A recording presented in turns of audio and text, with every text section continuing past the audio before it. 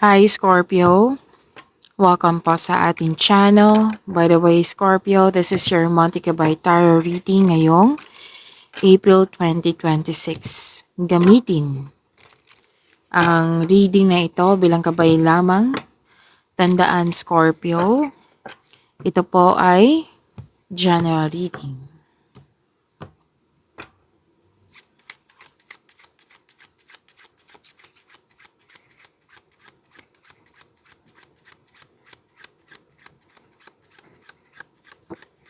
Mga parating pa para kay Scorpio ngayong April 2026.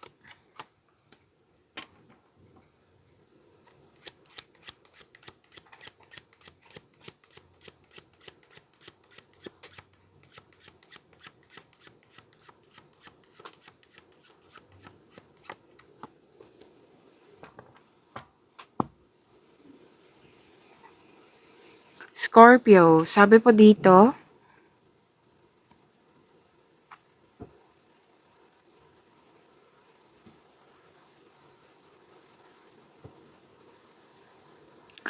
okay, na-disappoint ka dito eh. Pwedeng na-disappoint ka kasi matagal ka naghintay. Okay? Matagal ka naghintay or may pagsisisi sa nangyari sa nakaraan. May loss of connection sa nakaraan. So, disappointment ang nakikita ko dito. Pero, nakikita ko naman dito na ma-overcome rin to.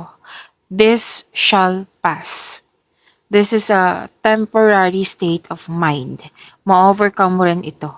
Sabi ng iyong card. I think sa nakaraan ba to, March, lalo na March. And ngayong April, gagawa ka na ng paraan para ma-overcome mo po ito. Okay?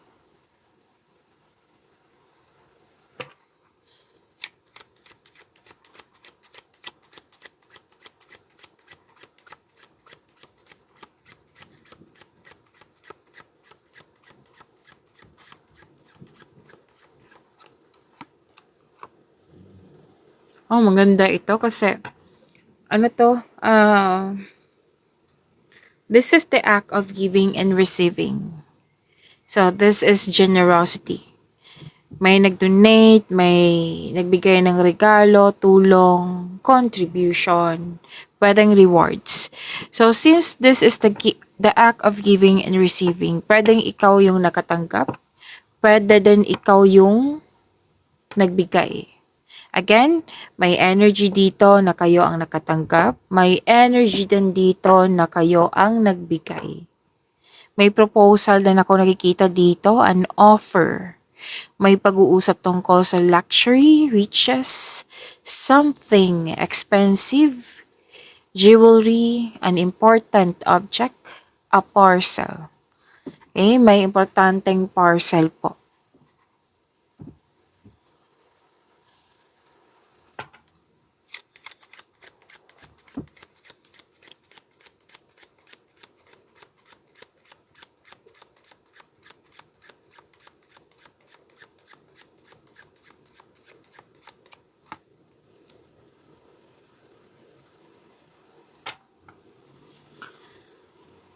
Wow, may parating na money, may nanalo, may luck po, L-U-C-K, abundance, may increase sa kaperahan, wealth.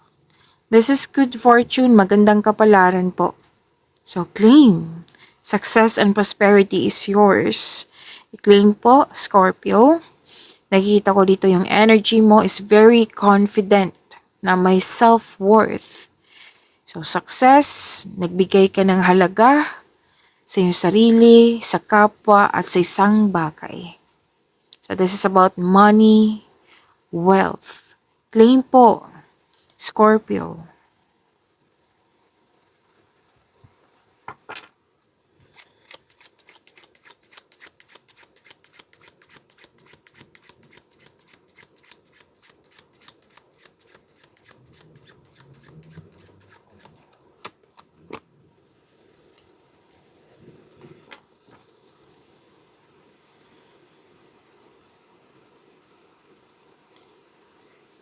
So may gagawa ka ng desisyon. Pero pinag-isipan mo pa 'to ng mabuti. Okay? May gagawin kang pagbabago. May concern po kayo sa isang tao na reckless, irresponsible.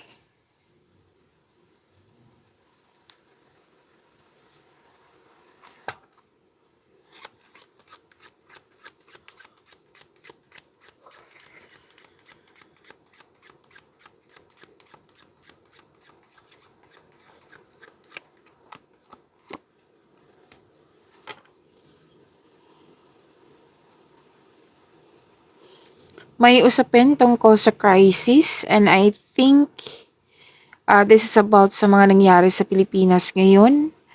And may nakita rin ako ditong may selos, inggit, possessive, frustration. So, kung ibang tao to, kailangan nyo pong mag-ingat sa kanya. Okay? Kasi may ano dito, issue of, may anger issues dito.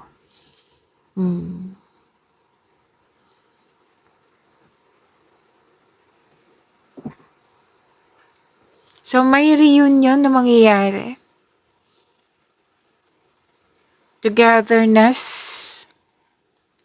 May nagkaayos. This is good. Return of a lover. Or pwedeng isang tao na mahalaga sa'yo na nagkaroon kayo ng loss of connection na babalik po siya sa inyo. Someone or something returns from the past. O di kaya yun nga, reunion of people. Meeting. Ganda nito. Recovery, healing. Yan. Positive outcome. May naging loyal sa'yo, may naging honest sa'yo. Diba kanina may nagsinungaling. Eto, meron din naging honest sa'yo at naging loyal.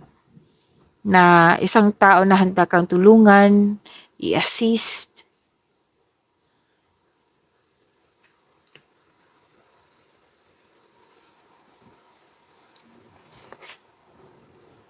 Makaka-receive din kayo ng magandang balita. Positive results, may mahalagang announcement,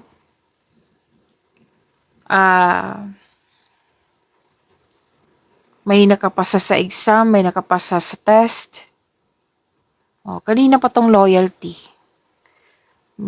At generosity. Kanina pa to, diba? Loyalty and generosity. So, this is a second card na nagsabi po na may magaganap na loyalty, generosity, naging loyal sa'yo. Yan. And may nais kayong i-achieve na sinabi ng card nyo dito, basta po magkaroon lang ng strong values and good intention na mag-move forward, like maabot mo ito pag magkakaroon ka ng strong values and good intention.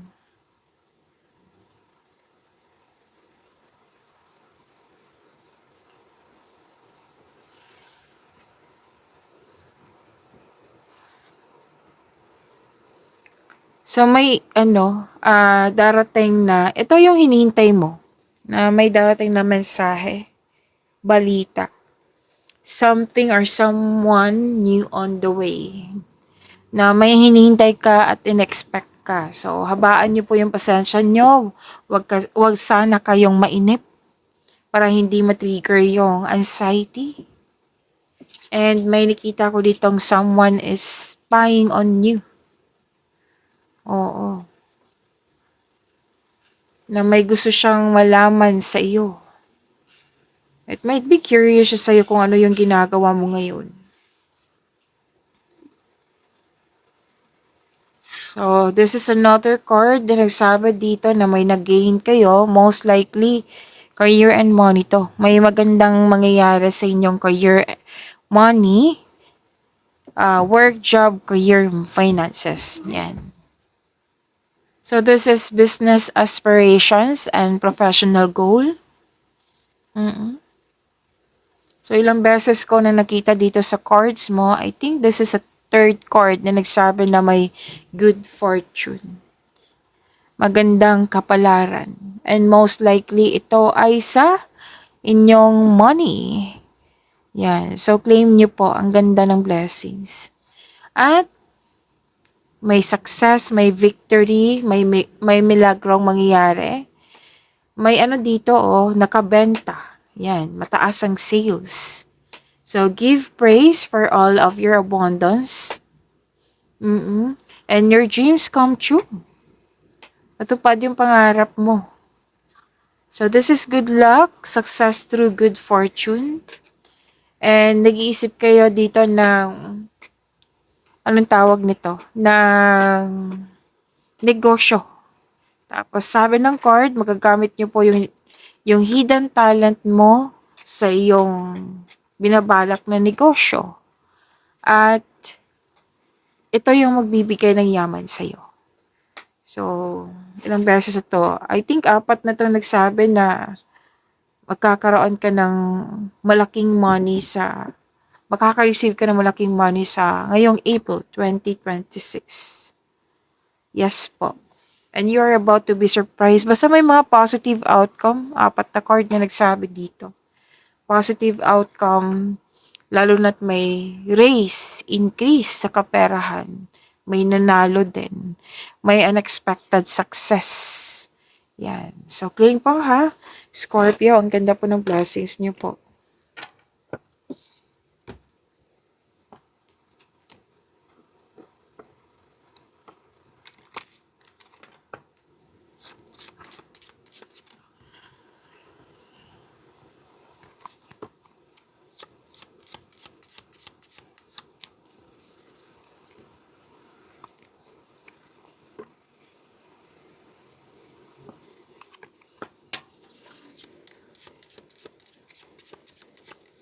Angel number para kay Scorpio. Angel number 1818, optimism. Sabi po dito, successful manifestation of your abundance is near. Wow. Higher levels of optimism are needed as new abundant beginnings are on the horizon. Brighter days always come after the darkest of nights. To attract more blessings, let us say the power affirmation. Let us say, so i-recite natin to ha, kasi nakakabuti to sa inyong energy. Okay, so i-pause nyo po yung video nyo at sabay-sabay tayong mag-recite. Kasi words is powerful, di ba? So, i-recite natin. Everything is in perfect order as I enter into this next chapter of my journey and connect to the abundance that is near. Again, everything is in perfect order as I enter into the next chapter of my journey and connect to the abundance that is near. So, this is optimism. Lumabas din to kanina na kailangan nyong magkaroon ng positive thoughts para ito ay ma-manifest nyo at prepare yourself kasi may new beginning na sinasabi dito na parating or dumating na. Yes, at maging handa, embrace mo tong new beginning na ito kasi magbibigay ito ng happiness sa'yo. Magbibigay ito ng, yes, happiness. At sinabi dito, magbibigay ito ng abundance sa iyo. So, prepare yourself sa new beginning, embrace the new beginning, the next chapter of your journey, and accept this abundance. Okay? Successful manifestation. Wow, ang ganda naman. Angel number 1818.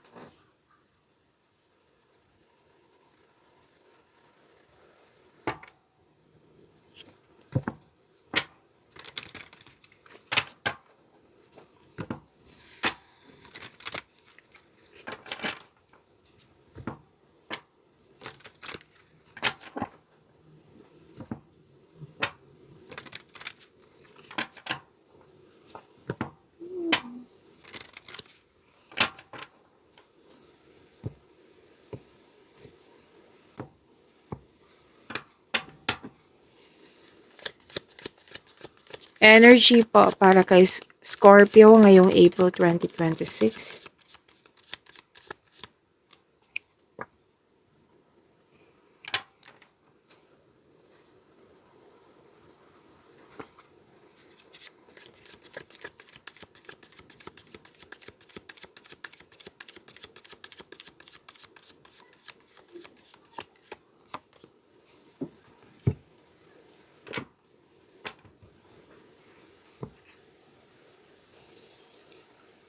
Scorpio, maraming salamat po sa mga hindi nag-skip ng ads. Subscribe na po kayo sa ating channel at click bell notification para updated po kayo sa reading natin. Para po sa mga gusto magpa-reading po, comment po kayo ng personal reading and check ma-reply sa comment section.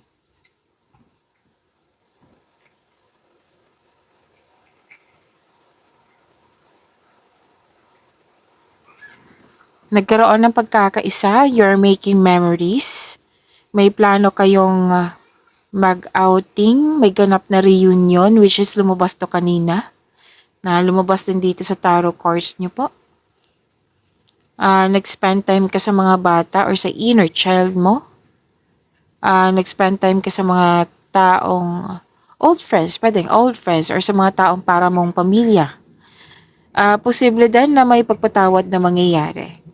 Tapos may nakikita ko ditong ipakilala mo na yung person mo sa grupo ng tao. Masaya ka kasi very supportive yung family and friends mo sa iyo. At nakikita ko rin dito na ang ilan sa inyo may ka-date or kausap mo yung kaibigan mo at na-open up mo sa kanya yung about your past.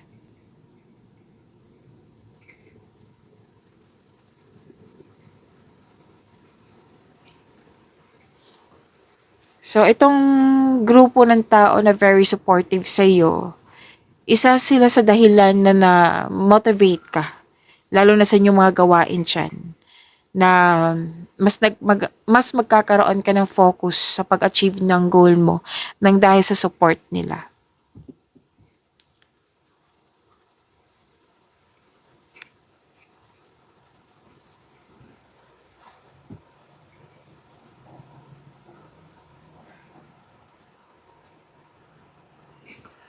So, overcoming obstacles, which is sinabi din kanina, lumabas dito sa inyong tarot cards, na very confident ka dito and you have the inner power. You have courage, resilience. May mga ginagawa kayo dito na naka-align sa passion niyo po. So again, maging matatag ka sa sandaling ito dahil ma-overcome mo yung struggles or challenges. Kasi hinarap mo yung fear, struggles, challenges, nag-move forward ka with courage. Yan. Tapos ang ilan sa inyo lumabas sa comfort zone. Yan. Okay. May nais kang kausapin. May gusto kang kausapin. So, sabi ng card, kailangan mong ipaalam sa kanya yung problema mo, yung opinion mo. Kasi mukhang nasaktan ka eh. So, kailangan mong kausapin yung taong yun. Okay, kasi sinabi kasi ng card dito na hindi niya alam kung ano yung mga opinion mo, yung problema mo, concern mo. So, communication is the key, sabi ng yung card. And sa career and money, you have confidence and persistence in your career. You are eager to achieve a successful outcome sa mga ginagawa mo. Basta po, don't give up, don't doubt yourself. Okay?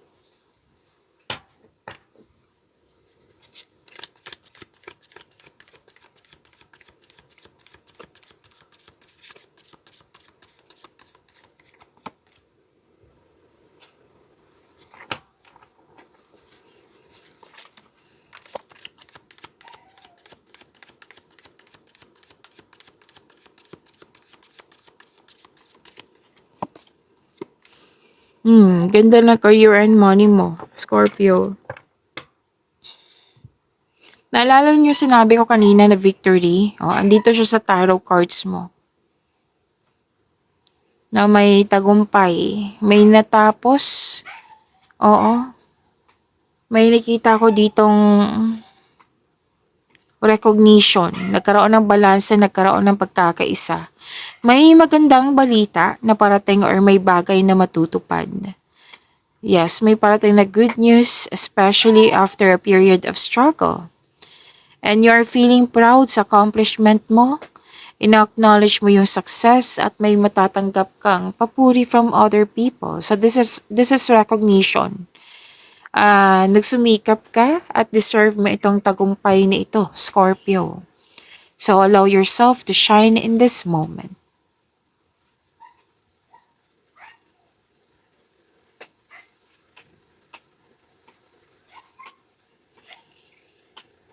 Okay, so may promotion din ako nakikita dito ng dahil sa inyong kasipagan po. May financial growth after a period of struggle. Ito yung yung bunga. Bunga, your discipline and hard work are paying off. So, enjoy this time. Claim po, ang ganda po ng cards nyo. Ang ganda ng blessings nyo po.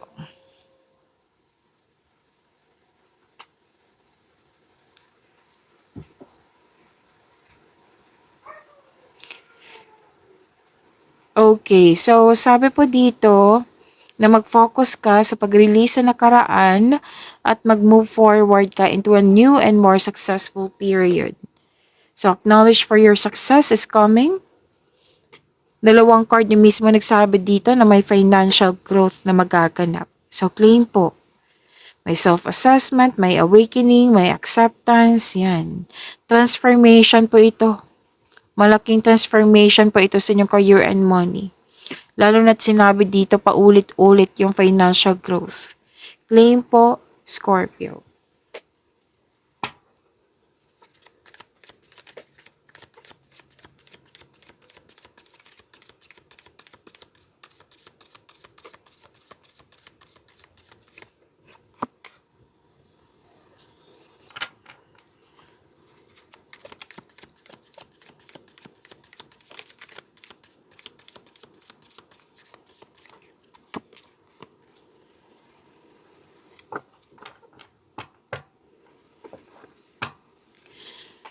Scorpio, huwag niyong kalimutan na mag-subscribe sa channel natin at click yung bell notification para updated po kayo sa reading natin.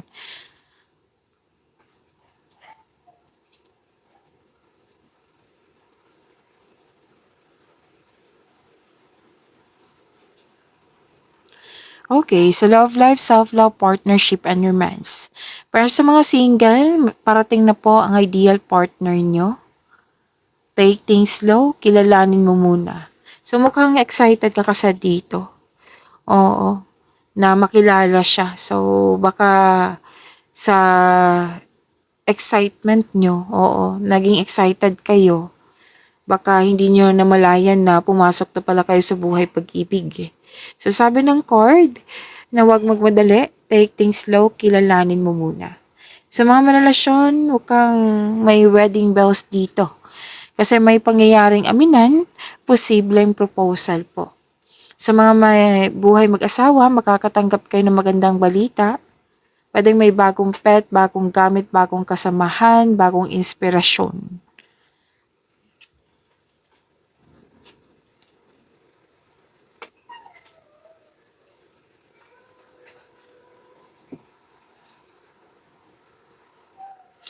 Okay, may bagong dalawang card mismo nagsabi dito sa mga single na may bagong energy dito na maaring parating na ito or nasa harap mo na. Yan. Kaya pala excited kayong makilala siya. Sa mga marelasyon, sa buhay mag-asawa, the couple is divinely guided at sinabi din po dito na soulmate mo siya. Yes. So may ligawan talaga dito, atraksyon at romansa.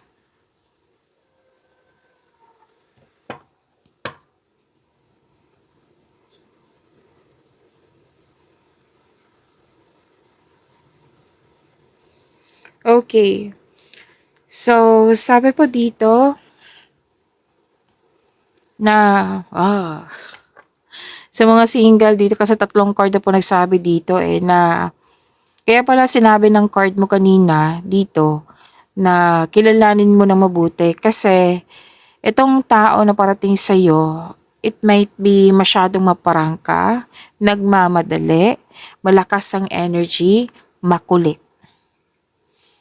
Kaya ilang beses, pay attention kayo sa mga single dyan. Ilang beses tong lumabas na advice na kilalanin mo muna.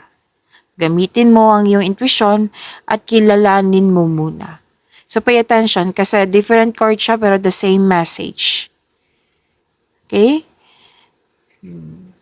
So, pag-imanin niyo po yung blessings na binigay sa inyo, Scorpio. See you tomorrow. Maraming salamat po.